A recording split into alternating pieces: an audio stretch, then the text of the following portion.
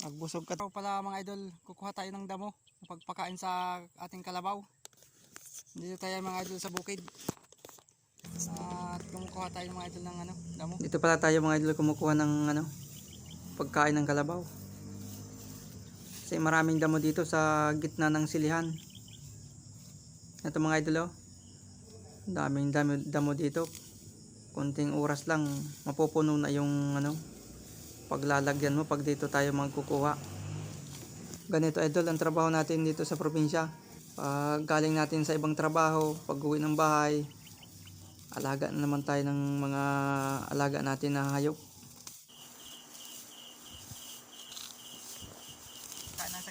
Mahirap din mga idol pag kumuha ka ng damo.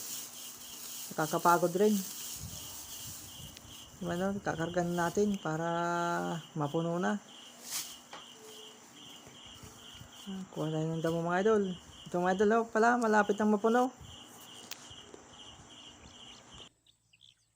Ito mga idol malapit nang mapuno ang ating lalagyan. Puno siyang damo mga idol pagpakain natin sa kalabaw. Dito tayo sa gitna ng maraming sili.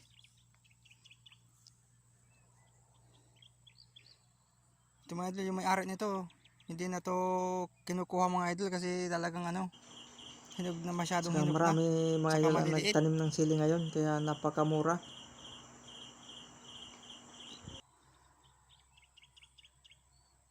Yan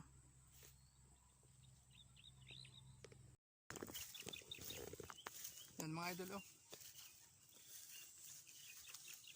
itong karga natin pang pakain sa kalabaw mga idol.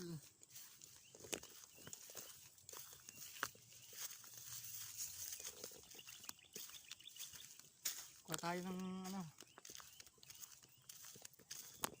pakain sa kalabaw.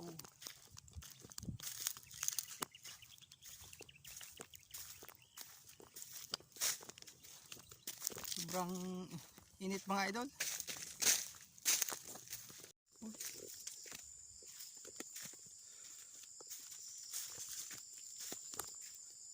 Kutin damo mga idol.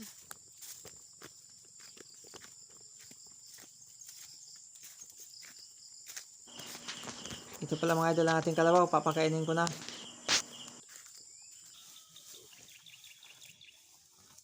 Oh. Yan mga idol napakain natin ng damo.